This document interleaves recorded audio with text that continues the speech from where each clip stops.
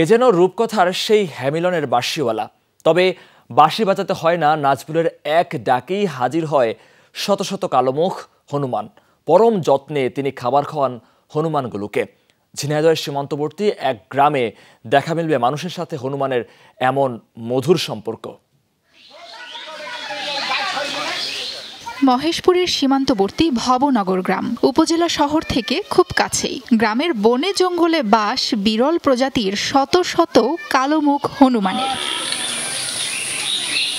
স্থানীয় ফল বিক্রেতা নাজমুল গত 10 বছর ধরে তিনি হনুমানগুলোকে খাবার খাওয়াচ্ছেন। তার এক ডাকেই হাজির হয় সব, ঘিরে রাখে চারপাশ। আজ থেকে 10 বছর আগেও 5 বছর আগেও মানুষের সাথে এত সম্পৃক্ত ছিল না। আমি যখন ওদের নিয়ে কাজ করা শুরু করি, ওদের পাশে যাই, ওদের খাবার দেওয়া শুরু করি, তখন ওরা আমাকে চিনতে শুরু করে, আমার উপরে বিশ্বাস অর্জন করতে শুরু করে যে না, যে এনার কাছে বসলে, এনার কাছ থেকে খাবার নিলে আমাদের কোনো ক্ষতি হবে না। এভাবেই চলছে বছরের পর বছর। হনুমানের সাথে নাজমুলের তৈরি হয়েছে বন্ধুর সম্পর্ক। আমি এদেরকে একটা জিনিস অভ্যস্ত করলাম, আমার কণ্ঠটা ওদেরকে পরিচিত লাভ করার জন্য আমি ওদেরকে এলোপাতাড়ি ডাক দিতে শুরু করলাম।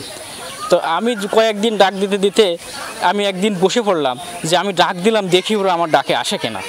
তো ঠিক 5 মিনিট পরে দেখি ওরা ডাকতে ডাকতে আমার কাছে এসে, আমার গায়ের কাছে এসে বসে থাকলো।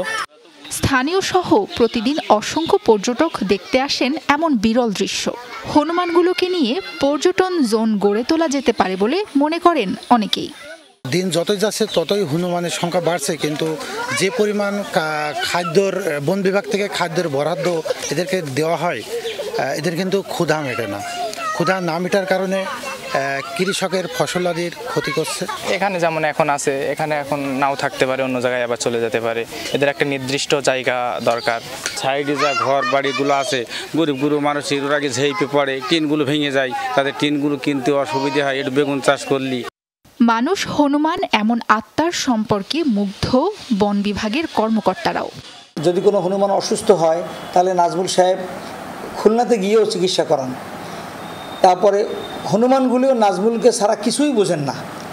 ডাক দেওয়া মাত্র হনুমানগুলি দূর দূরান্ত থেকে চলে আসে, তাকে জড়িয়ে ধরে, তার মাথার উপর উঠে, তার কাঁধের উপর বসে। নাজমুলের পাশে দাঁড়াতে গত 1 বছর ধরে সরকারিভাবে প্রতিদিন হনুমানগুলোর জন্য 16 কেজি কলা, 2 কেজি বাদাম, 50 পিস পাউরুটি ও 2 কেজি সবজি বরাদ্দ দিয়েছে বন বিভাগ। সাবরিনা লিজা, যমুনা নিউজ।